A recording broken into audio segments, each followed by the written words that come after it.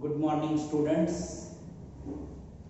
गेले काही दिवस आपण मॅथमॅटिकल लॉजिक हा टॉपिक शिकतो आहोत. प्रीवियस लेक्चरला आपण quantifiers and quantified statements, truth value of quantified statements and duality हे कन्सेप्ट बघितले होते. आज आपण निगेशन ऑफ कंपाउंड स्टेटमेंट्स बघणार आहोत. तर निगेशन ऑफ कंपाउंड स्टेटमेंट मध्ये फर्स्ट रूल आहे negation of conjunction. Negation of conjunction काय रूल आहे बघा. Negation of P and Q, negation of P and Q equivalent negation P or negation Q. हे जे and आहे त्याचं इथं or होत आहे, कंजक्शनचं डिसजंक्शन होत आहे आणि ही जी कंपाउंड स्टेटमेंट आहे त्याला आपण नॉट जोडतो आहे. पुन्हा एकदा रूल बघा. Not P and Q equivalent not P or not Q. आता सेकंड रूल आहे negation of disjunction. Negation of disjunction काय आहे बघा. Negation of P or Q equivalent not P and not Q. म्हणजे काय बघा. इथं जे R आहे त्याचं इथं and होत आहे. Not of P or Q equivalent not P and not Q. म्हणजे डिसजंक्शनचं कंजक्शन होत आहे. त्याच्यानंतर नेक्स्ट रूल आहे negation of implication. Negation of implication not P implies Q equivalent P and not Q. बघा इथं हे जे implies आहे ह्या implies काय होत आहे and not होत आहे.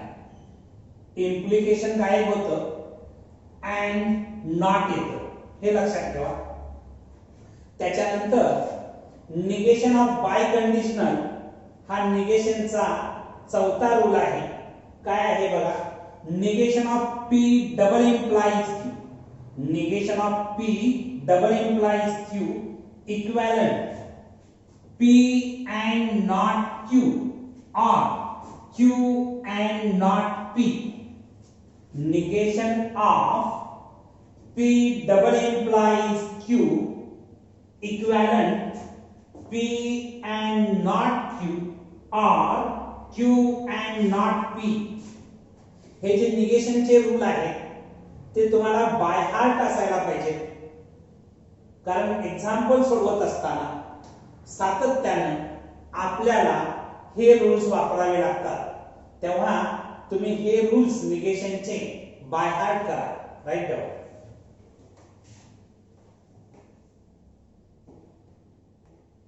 तर निगेशन ऑफ कंपाउंड स्टेटमेंट मध्ये फिफ्थ रूल आपण बघतो आहे negation of negation. Negation of negation आपल्याला स्टेटमेंट इटसेल्फ मिळत आहे. बघा negation of negation P is equal to P. Not of not P is equal to P. तर तुम्ही मॅथमॅटिक्स मध्ये minus of -3 is equal to 3 असं म्हणता आहात. तसंच हे आहे negation of negation P is equal to P. Negation of quantified statement हा याच्यातला सिक्स्थ रूल आहे निगेशनचा. Negation of quantified statement. Quantified statement म्हणजे काय तुम्ही आधी प्रीवियस लेक्चरला शिकलेला आहात की ज्या स्टेटमेंट मध्ये क्वांटिफायर्स इन्क्लूड असतात त्या स्टेटमेंटला क्वांटिफाईड स्टेटमेंट असं म्हणतात. तुम्हाला माहिती आहे की दोन प्रकारचे क्वांटिफायर्स आहेत. एक म्हणजे युनिव्हर्सल क्वांटिफायर आणि दुसरा आहे एक्झिस्टन्शियल क्वांटिफायर, म्हणजे युनिव्हर्सल क्वांटिफायर किंवा एक्झिस्टंट क्वांटिफायर्स ज्या स्टेटमेंट मध्ये इन्क्लूड असतो त्या स्टेटमेंटला क्वांटिफाईड स्टेटमेंट असं आपण म्हणतोय. आणि क्वांटिफाईड स्टेटमेंटचं निगेशन करत असताना आपल्याला काही वर्ड्स रिप्लेस करावे लागतात. वर्ड रिप्लेस करावे लागतात, त्याच्यामध्ये ऑल हा जो वर्ड आहे तो आपण सम या वर्डने रिप्लेस करतो आहे, किंवा फॉर एव्हरी हा जो वर्ड आहे तो आपण देअर एक्झिस्ट ने रिप्लेस करतो आहे. थोडक्यात युनिव्हर्सलला रिप्लेस करतो आहे एक्झिस्टन्शियल, किंवा एक्झिस्टन्शियलला रिप्लेस करतो आहे युनिव्हर्सल. या पद्धतीने क्वांटिफाईड स्टेटमेंटचं निगेशन होतं. मी ते इथं बोर्डवरती लिहिलेलं आहे. The negation of quantified statement, the negation of quantified statement is obtained by replacing the word all by सम.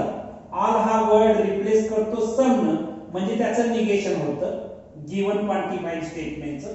किंवा फॉर एव्हरी हा जो वर्ड फ्रेज आहे फॉर एव्हरी ही आपण रिप्लेस करतो आहे देअर एक्झिस्ट न, किंवा व्हाईस वर्सा. देअर एक्झिस्ट रिप्लेस करणार फॉर एव्हरी न, सम रिप्लेस करणार ऑल न. इथे एक्झाम्पल म्हणून मी एक एक्झाम्पल दिलेला आहे, all natural numbers are integers.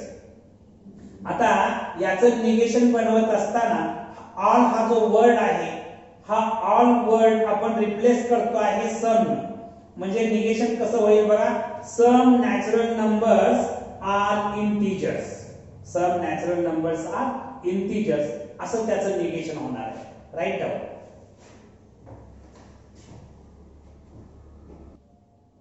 Negation of compound statement मध्ये आपण निगेशन ऑफ क्वांटिफाईड स्टेटमेंट बघत होतो. एक एक्झाम्पल आपण बघितलं की all natural numbers are integers, त्याचं निगेशन झालं होतं some natural numbers are integers. आता इथं बघा, all n belongs to n, n plus 7 greater than 8. हे जे स्टेटमेंट आहे हे क्वांटिफाईड स्टेटमेंट आहे, कारण इथं युनिव्हर्सल क्वांटिफायर याच्यामध्ये इन्क्लूड आहे. आणि मगाशी मी तुम्हाला सांगितलं की युनिव्हर्सल क्वांटिफायरचं क्वांटिफाईड स्टेटमेंटचं निगेशन करत असताना एक्झिस्टन्शियल क्वांटिफायर वापरला जातो. म्हणजे युनिव्हर्सल क्वांटिफायरला रिप्लेस केलं जातं एक्झिस्टन्शियल क्वांटिफायर. म्हणजे याचं निगेशन करत असताना ऑल n चं काय होत आहे, there exist n belongs to n, there exists n belongs to n, n plus 7 हे ग्रेटर दॅन होतं, त्याचं लेस दॅन इक्वल करायचं आहे निगेशन करताना. लक्षात ठेवा, ग्रेटर दॅन असेल तर लेस दॅन इक्वल करायचं, लेस दॅन असेल तर ग्रेटर दॅन इक्वल करायचं, हे लक्षात ठेवा. थर्ड एक्झाम्पल बघा, there exists n belongs to n such that n plus 4 greater than 9. आता याचं निगेशन करत असताना हे जे एक्झिस्टन्शियल क्वांटिफायर आहे ते रिप्लेस करायचं युनिव्हर्सल क्वांटिफायर. म्हणजे देअर एक्झिस्टचं काय होणार आहे, all n belongs to n, for all n belongs to n, n plus 4 हे जे ग्रेटर दॅन आहे त्याचं मी लेस दॅन इक्वल 9 लिहिलेलं आहे. तर हे तुम्हाला क्वांटिफाईड स्टेटमेंटचे निगेशनचे आपण 2-3 एक्झाम्पल बघितले. आता आपण एक महत्त्वाचा कन्सेप्ट त्याला बघणार आहोत, त्याच्यामध्ये कन्व्हर्स, इनव्हर्स अँड कॉन्ट्रापॉझिटिव्ह. आता कन्व्हर्स, इनव्हर्स अँड कॉन्ट्रापॉझिटिव्ह हे जे केलं जातं ते कंडिशनल स्टेटमेंटचं कन्व्हर्स, इनव्हर्स आणि कॉन्ट्रापॉझिटिव्ह कसं करायचं या संदर्भात आपण बघणार आहोत. आता कन्व्हर्स बघत असताना बघा, if P implies Q is a conditional statement, P implies Q is a conditional statement, then त्याचं कन्व्हर्स कसं होतं बघा, P implies Q चं Q implies P, म्हणजे Q आणखी P ची जागा, P आणि Q ची जागा रिप्लेस होते, अदलाबदल होते. Q implies P, त्याला आपण कन्वर्स म्हणतो. Q implies P is called its converse. आता याच्यानंतर इन्व्हर्स मिळवत असताना P implies Q चं इन्व्हर्स मिळवत असताना not P implies not Q होतं. Not P implies not Q is called its inverse. P implies Q चा इन्व्हर्स काय होतो आहे? Not P implies not Q. आणि कॉन्ट्रा पॉझिटिव्ह काय होतं बघा, P implies Q चं कॉन्ट्रा पॉझिटिव्ह होतं not Q implies not P. Not Q implies not P. हे तुम्हाला बाय हार्ट असणं गरजेचं आहे. बोर्ड एक्झामला इन्व्हर्स, कन्व्हर्स किंवा कॉन्ट्रा पॉझिटिव्ह याच्यावरती क्वेश्चन सातत्याने येतात, तेव्हा हा पार्ट जो आहे तो तुम्ही बाय हार्ट करा. Write down.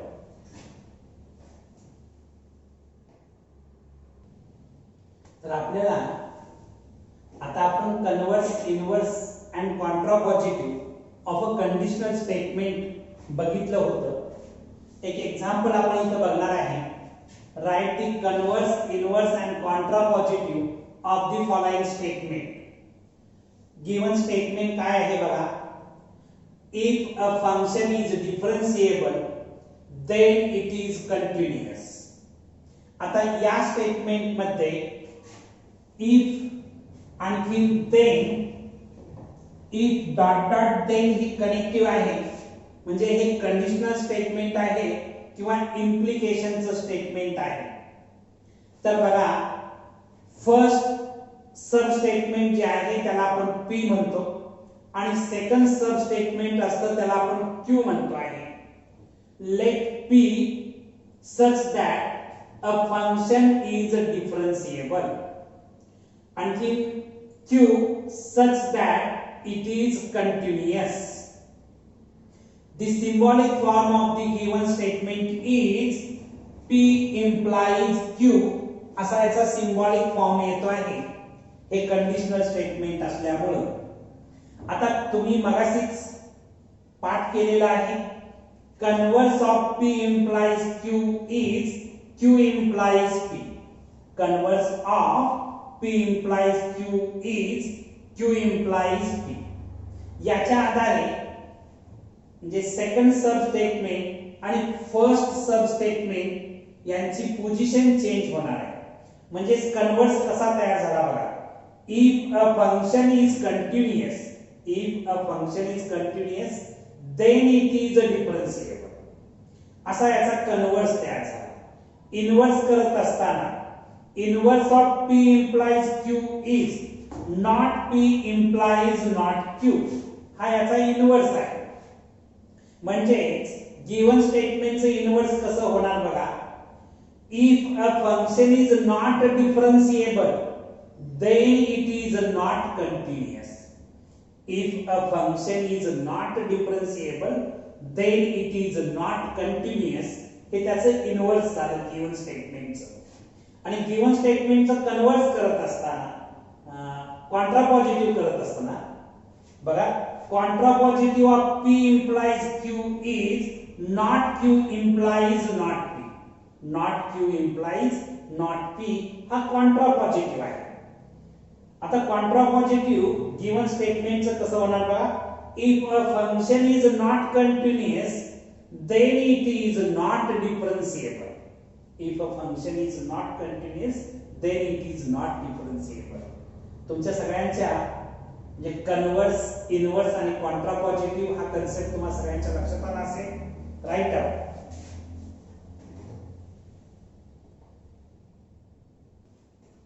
तर आपण negation of compound statement, negation of quantified statement या गोष्टी बघितल्यानंतर आपल्याला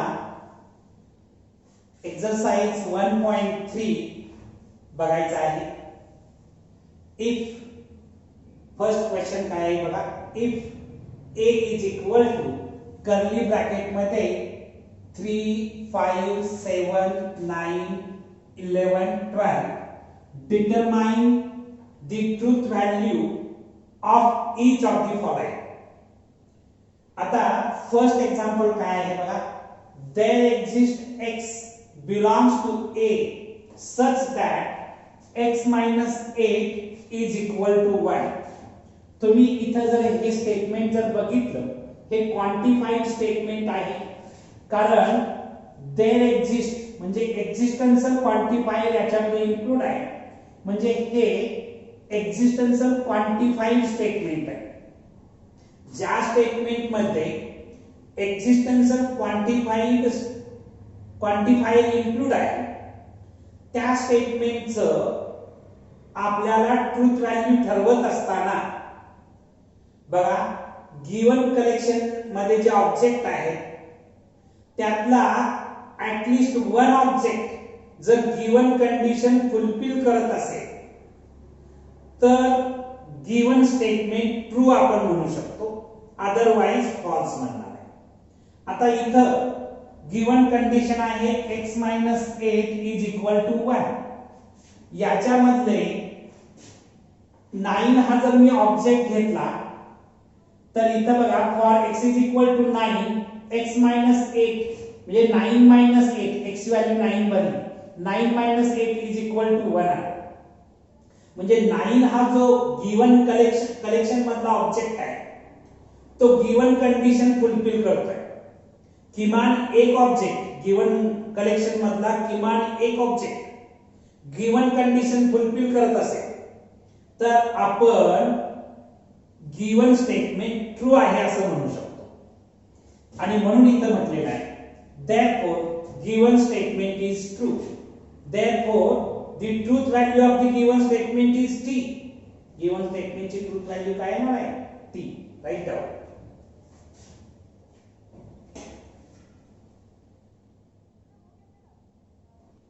तर आता आपण सेकंड एक्झाम्पल बघणार आहोत. काय आहे बघा, all X for all X belongs to A X square plus X is an even number. आता हे जे आहे हे क्वांटिफाईड स्टेटमेंट आहे आणि त्याच्यामध्ये युनिव्हर्सल क्वांटिफायर इन्क्लूड आहे, म्हणजे युनिव्हर्सल क्वांटिफाईड स्टेटमेंट आहे. आणि युनिव्हर्सल क्वांटिफाईड स्टेटमेंट कधी ट्रू असतं, गिवन कलेक्शन मधले all objects given condition fulfil करत असतील तर गिवन स्टेटमेंट ट्रू असतं, अदरवाइज फॉल्स असतं. आता इथं बघायचं गिवन कंडिशन आहे या क्वांटिफाईड स्टेटमेंट मध्ये x square plus x is an even number. तुम्ही 3 घ्या, 3 स्क्वेअर म्हणजे 9 येणार, 9 प्लस 3 केलं तर किती येतं? 12 येतं, म्हणजे इवन नंबर आहे. तुम्ही 5 घ्या, 5 स्क्वेअर म्हणजे 25, 25 प्लस 5 केलं तर किती येतं? 30 येतं, 30 हा सुद्धा इवन नंबर आहे. तुम्ही 7 घ्या, 7 स्क्वेअर म्हणजे 49 झालं, 49 प्लस 7 करणार, 49 प्लस 7 केल्यानंतर 56 येणार आहे आणि 56 हा सुद्धा इवन नंबर आहे. तुम्ही पुढचे कलेक्शन मध्ये पुढचे नंबर जे आहेत ते तुम्ही इथं पुट करून जर कॅल्क्युलेट केलं तर तुमच्या लक्षात येईल की प्रत्येक नंबर ही कंडिशन फुलफिल करतोय. गिवन कलेक्शन मधला प्रत्येक ऑब्जेक्ट गिवन कंडिशन फुलफिल करतो आहे. म्हणून मी इथं लिहिलेलं आहे for each x belongs to a x square plus x is an even number. आणि ही प्रत्येक ऑब्जेक्ट गिवन कलेक्शन मधला प्रत्येक ऑब्जेक्ट गिवन कंडिशन फुलफिल करतो आहे, त्यामुळं गिवन स्टेटमेंट ट्रू आहे. हे जे युनिव्हर्सल क्वांटिफाईड स्टेटमेंट आहे ते ट्रू आहे आणि म्हणून आपण लिहू शकतो the truth value of the given statement is t. Right.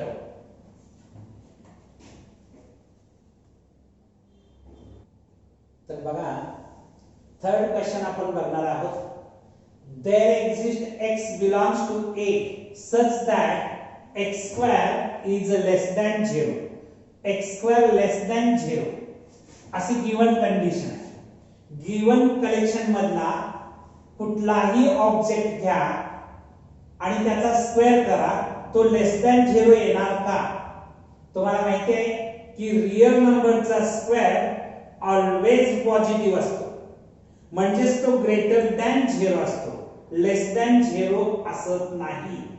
म्हणजेच या गिवन कलेक्शन मधला कुठलाही ऑब्जेक्ट गिवन कंडिशन फुलफिल करत नाहीये. तुम्हाला माहिती आहे की एक्झिस्टन्शियल क्वांटिफाईड स्टेटमेंट मध्ये किमान एक object given condition, given collection मधला किमान एक ऑब्जेक्ट गिवन कंडिशन फुलफिल करत असेल तर गिवन स्टेटमेंट ट्रू असतं, अदरवाइज फॉल्स असतं. इथं एक सुद्धा ऑब्जेक्ट गिवन कलेक्शन मधला एक सुद्धा ऑब्जेक्ट गिवन कंडिशन फुलफिल करत नाही आणि त्यामुळे गिवन स्टेटमेंट फॉल्स असणार आहे आणि त्याची ट्रूथ व्हॅल्यू f येणार आहे. मी इथं ते एक्सप्लेनेशन लिहिलेलं आहे. For x belongs to a does not satisfy x square less than 0. Therefore, given statement is false. Therefore, truth value of the given statement is f. Right?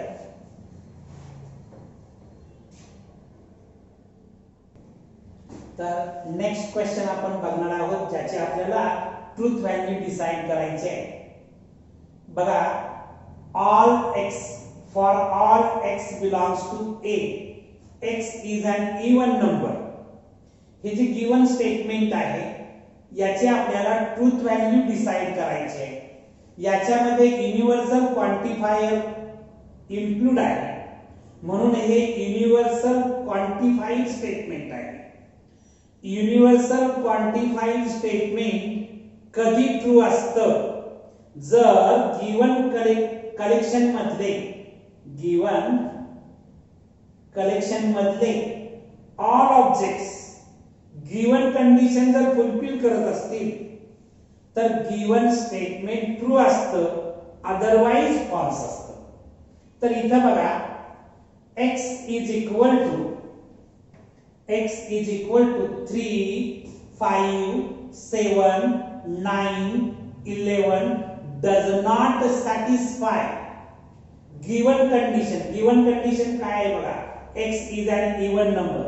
हे जे number आहे तिथं बोर्ड वरती लिहिलेले हे number x is an even number he condition fulfil करत नाही, satisfy करत नाही आणि त्यामुळं गिवन स्टेटमेंट जे आहे ते फॉल्स स्टेटमेंट आहे. गिवन स्टेटमेंट फॉल्स आहे. Therefore, truth value of the given statement is f येणार आहे. गिवन स्टेटमेंटची ट्रूथ व्हॅल्यू काय येणार आहे, f येणार आहे. राईट.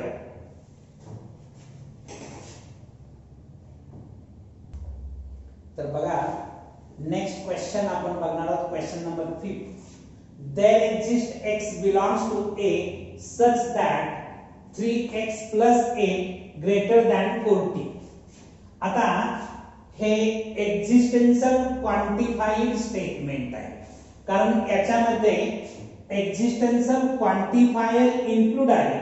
म्हणजे गिवन स्टेटमेंट एक्झिस्टेन्शियल क्वांटिफाईड स्टेटमेंट आहे आणि तुम्हाला माहिती आहे की एक्झिस्टेन्शियल क्वांटिफाईड स्टेटमेंट कधी ट्रू असतं, गिवन कलेक्शन मधला किमान एक ऑब्जेक्ट गिवन कंडिशन फुलफिल करत असेल तर गिवन स्टेटमेंट ट्रू असतं, अदरवाइज फॉल्स असतं. आणि म्हणून बघा आपण चेक करूया. x is equal to 11 घेतलं तर गिवन कंडिशन मध्ये भरा 11 into 3 केलं तर 33 होतं. 33 plus 8 केलं तर 41 येतं आणि 41 ग्रेटर दॅन 40 आहे. एक जरी ऑब्जेक्ट गिवन कंडिशन म्हणजे हे ट्रू झालेलं आहे, एक जरी ऑब्जेक्ट गिवन कंडिशन फुलफिल करत असेल, सॅटिस्फाईड करत असेल तर गिवन स्टेटमेंट ट्रू असतं. तर या ठिकाणी 11 आणि 12 हे जे दोन ऑब्जेक्ट्स आहेत गिवन कलेक्शन मधले ते सॅटिस्फाय करतायत गिवन कंडिशन आणि म्हणून गिवन कंडिशन कुठली सॅटिस्फाय करतायत 3x plus 8 greater than 40 आणि म्हणून गिवन स्टेटमेंट ट्रू आहे आणि म्हणून आपण लिहू शकतो truth value of the given statement is t. Right. तर बघा क्वेश्चन फर्स्ट मधला लास्ट क्वेश्चन आपण बघणार आहोत, ज्याची आपल्याला ट्रूथ व्हॅल्यू डिसाइड करायची आहे.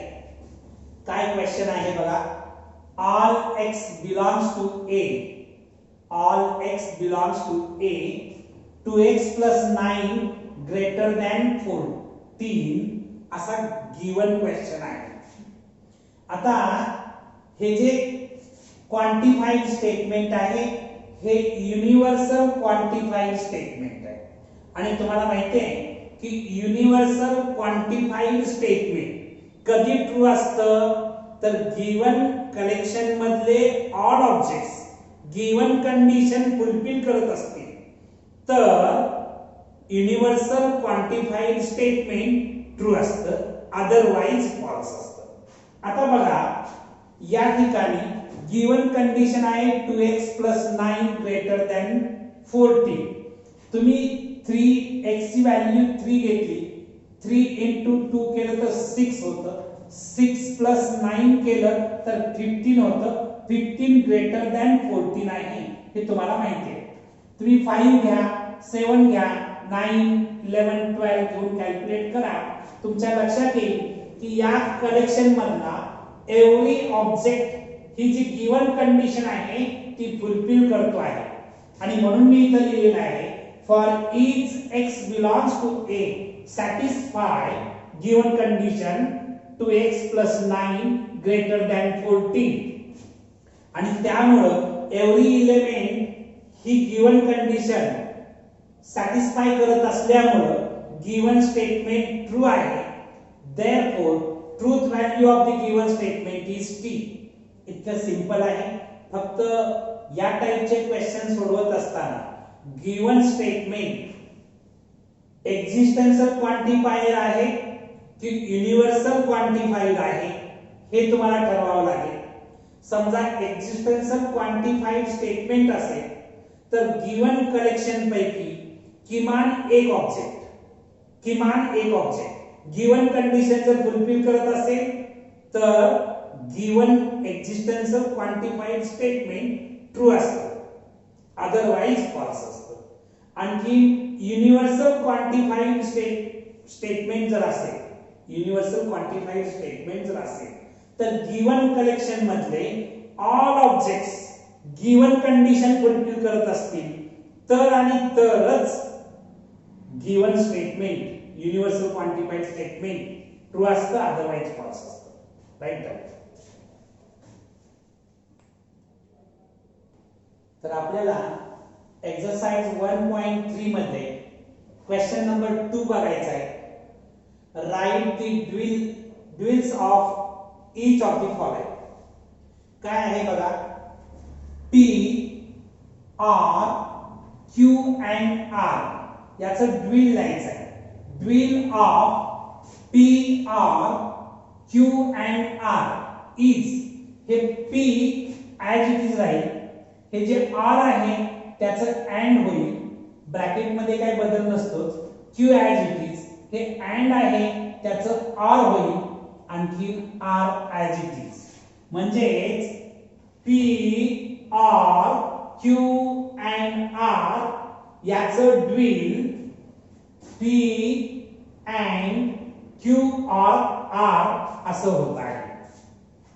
सेकंड क्वेश्चन बघा. P and ब्रॅकेट मध्ये Q and R आहे. Dual of P and Q and R is P ह्या and च R होणार, Q as it is हे and च R होणार, आणखी R as it is.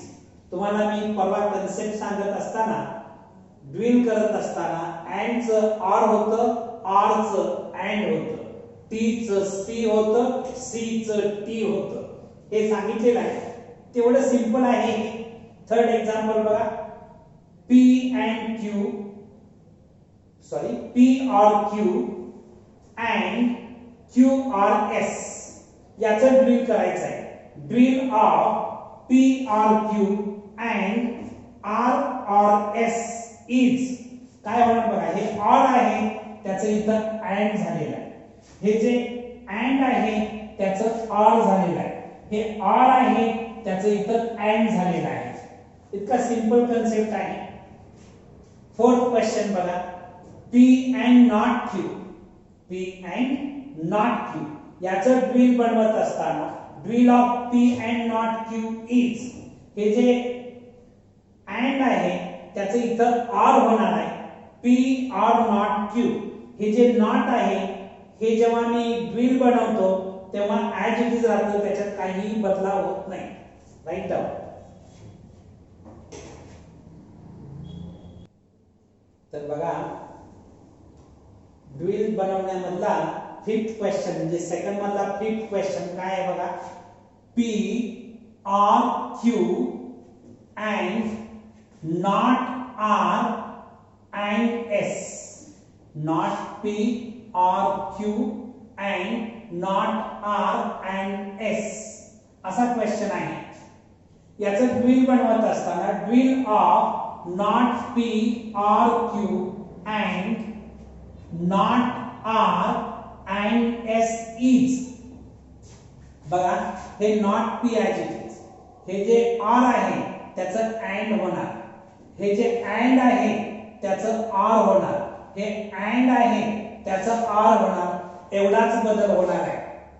Question number 4, not P and square bracket मध्ये not Q and P or Q and not R असा question आहे. याचं ड्विल बनवत असताना dual of P and square bracket मध्ये Q and P or Q and not R is, बघा हे not P as it is, हे जे अँड होतं त्याचं ऑर केलं, ठीक आहे. त्याच्यानंतर not Q as it is, हे जे अँड आहे त्याचं ऑर केलं, हे ऑर आहे त्याचं अँड केलेलं आहे, अँड आहे त्याचं ऑर केलेलं आहे. ड्विलचे कन्सेप्ट अत्यंत सोपे कन्सेप्ट आहे, त्यात आपण फार वेळ घालवणार नाही. बाकीचे पुढचे जे सिंपल क्वेश्चन्स आहेत ते तुम्ही स्वतः सॉल्व्ह करा. आता आज आपण इथं थांबणार आहोत. मात्र तुम्हाला हा व्हिडिओ आवडला असेल तर लाईक करा, शेअर करा, आणखीन बेल आयकॉनचं बटन दाबा, जेणेकरून पंत अकॅडमीचे मॅक्झिमम व्हिडिओज तुमच्यापर्यंत पोहोचतील. उद्या आपण याच्यातला एक्सरसाइज 1.3 मधला पुढचे क्वेश्चन जे आहेत ते बघणार आहोत. निगेशनचे 2-4 क्वेश्चन्स तुम्ही सेल्फ प्रॅक्टिस करा. सेल्फ प्रॅक्टिस साठी मी तुम्हाला ते देतो आहे, तेव्हा त्याचं प्रॅक्टिस करा. उद्या भेटू. थँक्यू.